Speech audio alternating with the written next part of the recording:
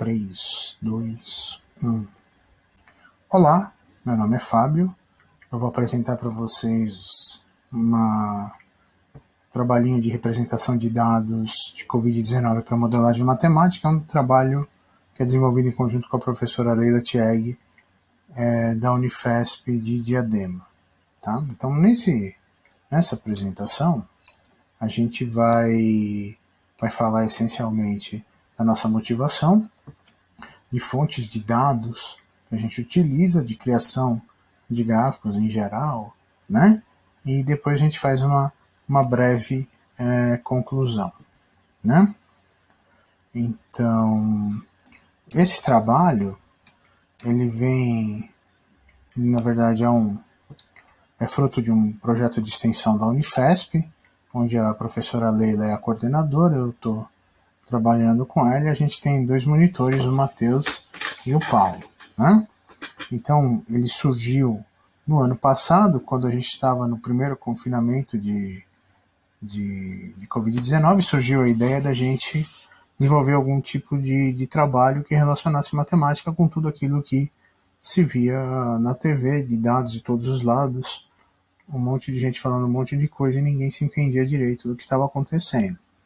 Então, a gente, como professor, a gente resolveu trabalhar com isso. Um pouco mais para frente apareceram os nossos monitores, o Matheus e o Paulo, para nos apoiar com uma série de atividades. Então, a gente está trabalhando com alguma ferramenta para ajudar professores, tanto de ensino médio como de ensino superior e dos primeiros anos, a trabalhar conteúdo de matemática com um fundo de pandemia com os alunos. Tá? O nosso grupo o nosso projeto está aqui no Face, nesse endereço. Né? Então, na nossa motivação, né, a gente falando do projeto, o nosso projeto tem muitas e muitas guias de trabalho, são vários tópicos, né? Vários deles são relacionados com conceitos de ensino, até de ensino fundamental, tem questão de vestibular, né, ensino médio, além do ensino superior. A gente tem algumas apresentações agora já se transformando em vídeo, né, para facilitar. E uma das coisas importantes que a gente tem é a representação gráfica, né, para mostrar os resultados e levar a sua interpretação. Né? Então, representação gráfica, a gente utiliza o SciDavis, né, para apoiar os alunos. Por que o SciDavis? Porque ele é um programa grátis e é de muito fácil operação. Então, os alunos que usam, ou mesmo professores, vão ter uma boa facilidade em conseguir gerar gráficos como esse daqui, que a gente vai estar trabalhando daqui a pouco, né, com uma certa facilidade. Né? Então, para a gente fazer gráfico, obviamente, a gente precisa de ter dados, né? Então, esses dados, né, onde a gente tem fonte? Hoje em dia, existem várias e várias fontes bastante boas, né, para a gente verificar. Eu dou como exemplo aqui o Worldometer, né, e aqui eles estão trabalhando com uma tabela, né, onde está em destaque aqui o Brasil, né? Mas a gente também tem, por exemplo, uma que está bastante falada hoje em dia, é Our World in Data, né? Nesse site, onde eles também colocam muitas e muitas informações. O site foi visitado dia 4 de junho. Nesse caso em particular, eles estão utilizando gráficos, né, para mostrar aqui para a gente. Nesse caso, é de novos casos de Covid por milhão de habitantes. Né, e de novo, o Brasil não anda muito bem posicionado aqui na fila, mas é uma representação fácil de ver. No nosso caso em particular, a gente utiliza fontes, quando se trata de Brasil, a fonte é o Ministério da Saúde.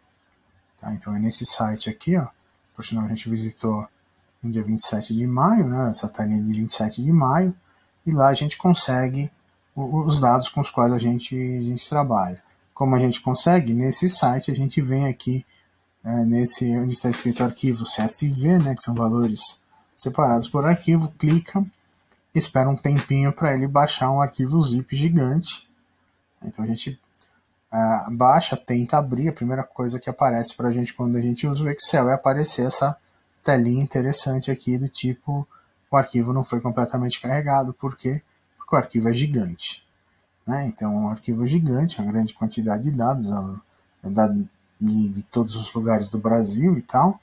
E é óbvio que quando a gente tem muito, muito dado, a gente vai acabar tendo que fazer uma representação gráfica desses dados para poder fazer uma boa apresentação. Né? Trabalhar com tabela pode não ser uma grande ideia. Então aqui é uma cara mais ou menos de como é o arquivo gerado. Aqui na verdade não estão todas as colunas, né? Mas você tem informação, muita informação em praticamente todo o Brasil e todos os dias, né? Então a gente baixa a informação daí, a gente pode fazer um gráfico. Quando a gente olha no SciDavis, a gente tem uma telinha como essa, a gente tem que preencher tabela, né, de eixo X, como por exemplo dias, eixo Y, a gente por exemplo coloca dado de mortes cada dia, e a gente pode criar um gráfico como esse daqui. Né? Então a gente tem um gráfico da evolução diária de óbitos no Brasil a partir da primeira ocorrência, que foi em 17 de março do ano passado. E nesse caso em particular, desse trabalho, a gente está fazendo até o dia 26 de janeiro deste ano. Então a gente tem esse dado, como vocês estão vendo, tem uma dispersão de dados bastante importante. Né? E esse aqui é tipicamente um bom padrão de gráfico, né? Onde a gente tem que escolher bem os intervalos, tanto aqui de tempo, né, dos dias, como de mortes, para a gente conseguir colocar todos os pontos bem representados dentro do espaço disponível. Tá? A gente não quer que fique sobrando muito espaço. Outra coisa que é importante a gente ter é escolher bem o tamanho de pontos, de tal forma que 2 dias seguidos a gente consiga identificar os 2 pontos com uma boa distinção. No caso desse gráfico, a gente escolheu trabalhar com grades, né, principais e secundárias, para facilitar visualização de leitura. Né? Não necessariamente todos os gráficos têm isso.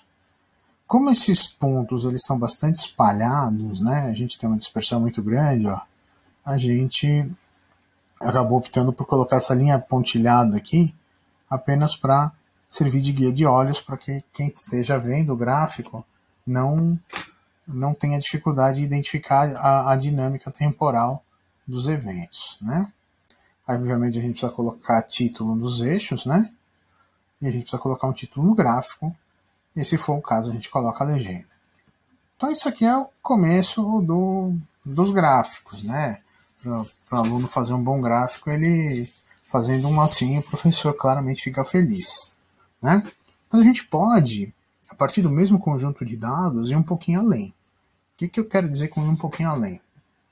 A gente pode manipular esses dados de uma maneira bastante simples para a gente conseguir entender um pouco melhor o que está acontecendo.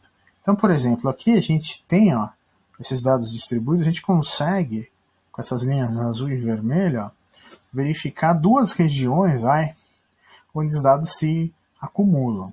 Né? De onde vem essas regiões, entre aspas, né?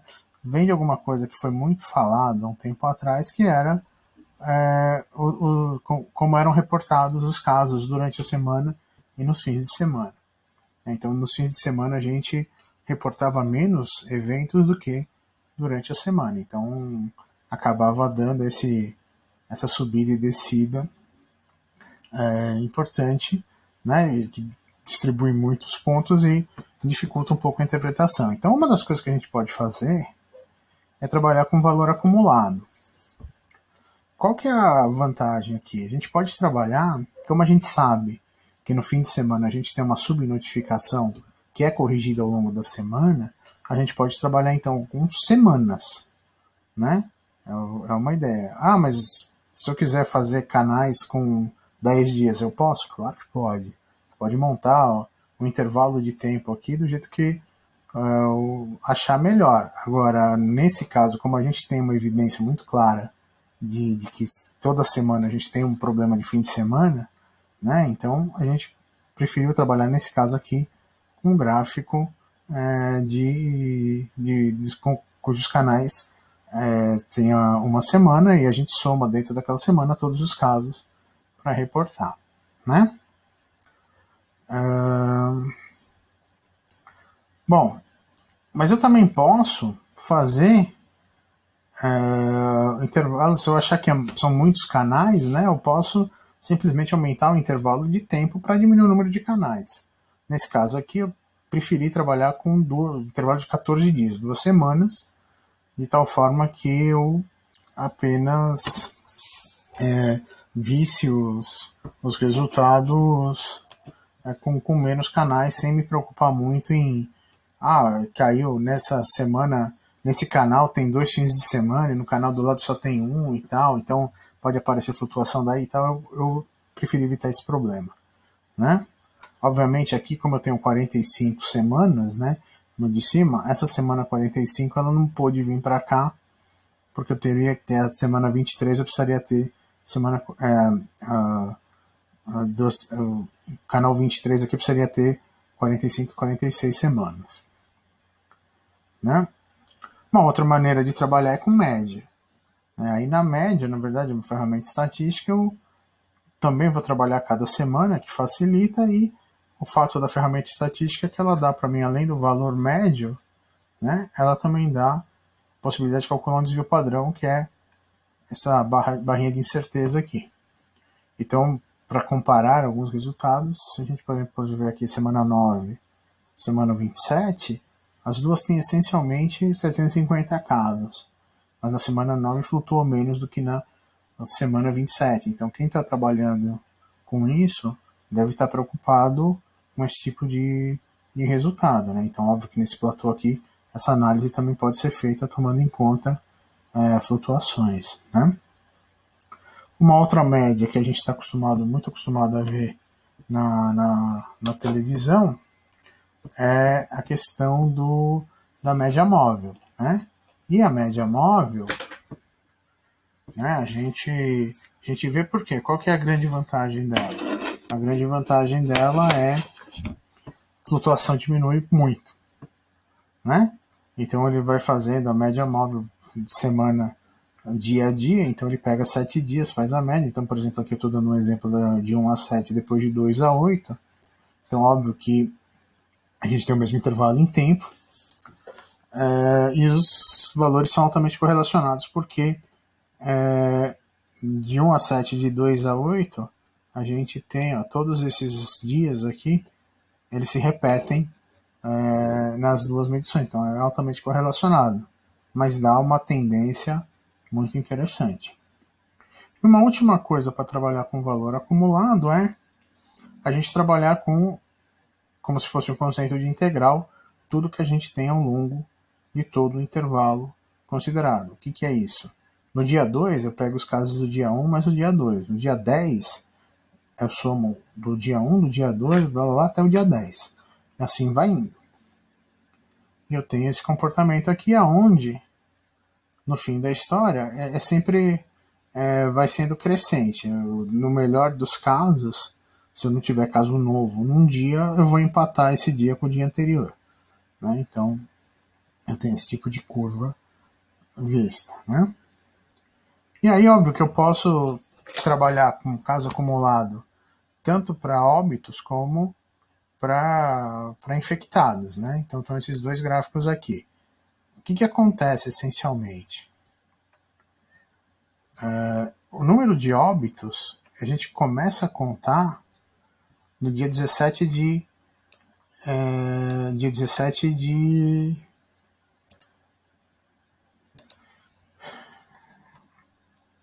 dia 17 a gente começa a contar no dia 17 de março do ano passado, enquanto que dos casos novos eles começaram antes, de 26 do 2. Então o que acontece? A gente tem aqui dois eixos X com valores diferentes. A gente tem que prestar atenção. E é óbvio que a gente tem muito mais caso do que óbito, então, porque muita gente recupera. Então a gente tem aqui, por exemplo, no eixo, a gente tem 10 milhões de ocorrências contra 240 mil. né? Então são coisas, são ordens de grandeza um pouco diferentes, né? Mas o que que acontece? Quando eu pego, por exemplo, em casos acumulados, eu tento fazer uma em casos acumulados, eu tento fazer uma distribuição aqui de dados, né, no intervalo tão grande. O que acaba acontecendo? Logo no começo, eu não consigo ver muita coisa. Então eu tenho que encontrar uma maneira de fazer com que eu consiga ver tudo o que está acontecendo no gráfico. Qual é a ideia? A primeira que aparece é você utilizar uma escala logarítmica. Na escala logarítmica, né, ela não vai ser linear de escala principal a escala principal, ela vai ser um fator 10. Então vai de 1 para 10, que é a segunda principal, aqui é a terceira 100, depois 1000, então fator 10, fator 10, fator 10, fator 10. Então, é claro que eu consigo fazer uma representação interessante, eu já vou mostrar para vocês. O detalhe é que nessa escala a gente não vai ter zero, porque do 1 para baixo vai ser ponto 1, depois ponto 0,1, eu nunca vou chegar em zero. Então, quando eu faço essa representação em escala log no eixo vertical, essa parte inicial aqui, ó, que eu não conseguia ver bem na escala linear, na escala logarítmica eu vejo bem pra caramba. Só que essa estruturazinha que eu tenho aqui de comportamento na escala logarítmica eu não vejo. Simplesmente eu não vejo. Né? Então deve existir uma outra maneira de fazer isso de tal forma que eu consiga ver tudo, né? Então essa maneira é utilizando região de destaque, né, ou zoom. Então na escala linear ela está indicada aqui. O que eu tenho que fazer? Procuro no meu gráfico uma região onde eu não tenha informação, e aqui eu realmente tenho, e nessa região eu coloco uma segunda escala, ó, com a parte que me interessa fazer, indicar o que está acontecendo. Então tá aqui, ó, de 0 a 50, por exemplo, está indicado. Posso fazer exatamente a mesma coisa na escala logarítmica, né? E aí na escala logarítmica, se eu fizer esse destaque, não que eu vá ver perfeitamente esse comportamentozinho aqui, mas ele aparece um pouco melhor do que no gráfico original. Uma outra coisa que dá para fazer também é representar dois conjuntos de dados com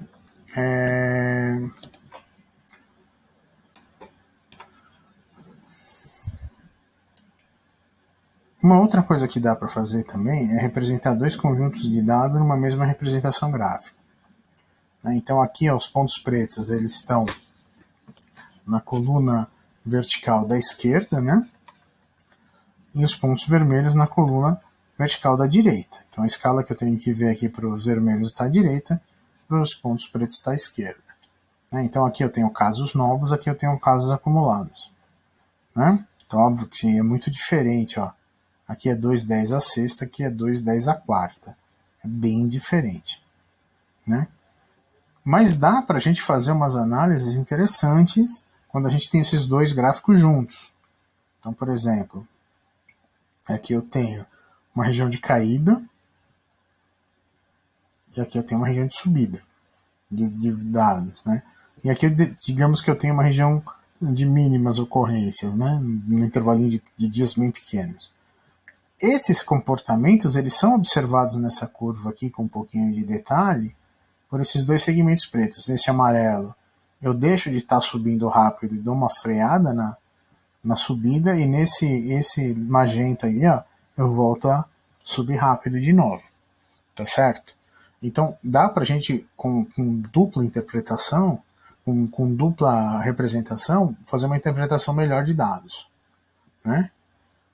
E eu posso também eliminar a componente temporal para fazer uma representação só de casos totais e casos novos contra casos totais. Como é que eu faço isso? Eu simplesmente vou na minha tabela e onde está dia, tá como eixo X, e casos totais eixo Y, eu faço casos totais virar eixo X. Então, o casos novos passa a ser Y de casos totais, é essa a curva que eu tenho. Aquela região de mínimo é essa daqui. Como eu tenho, nesse caso, variação de valor muito grande, ó, 10 a quinta, 10 a sétima praticamente aqui, eu posso trabalhar com uma escala de log.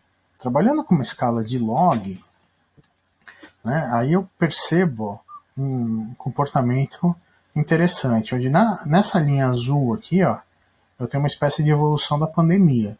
E nessa linha vermelha eu tenho alguma coisa anômala que começa aqui nessa região indicada na escala de cima. Para quem já viu um pouquinho mais de pandemia, essa região anômala aqui do Brasil, a gente pode comparar, por exemplo, com o que aconteceu em Israel no comecinho da pandemia lá, né? E aí eu aproveito para mostrar esse gráfico em duas tiras, que eu consigo mostrar dados novos e dados acumulados com o mesmo eixo X, né? E eu consigo ver coisas interessantes. Então, por exemplo, aqui, um aumento de casos novos, essa subida aqui. Depois eu tenho uma região aqui em vermelho, que os casos novos cessam, mas a estabilidade de valores de casos somados. E depois eu tenho esses casos aqui em verde, ó, uma subida forte de novo. Então vocês já estão identificando que pode ser que a gente esteja falando de a evolução normal da pandemia, um fim da primeira onda, bem indicada aqui em vermelho, e uma segunda onda indicada em verde. Aquele gráfico do Brasil, infelizmente, a gente nem sequer chegou a ter essa indicação clara de final de primeira onda, né? Que apareceu bem em Israel. A gente já estava começando a segunda ali. Então, para concluir o trabalho, né? Eu gostaria de agradecer a atenção de vocês, dizer que a gente tentou discutir alguma maneira de fazer representação gráfica, né, de dados relacionados à pandemia de Covid, né, é muito importante a gente ter dados confiáveis para fazer isso também, né, e é claro que se a gente conseguir fazer bons gráficos, o leitor vai conseguir ter uma boa identificação do que está acontecendo, né, vai conseguir entender o que está acontecendo, que é muito importante nesses momentos. A gente tem algumas referências e gostaria de deixar um convite para vocês visitarem o projeto aqui no QR Code. Muito obrigado.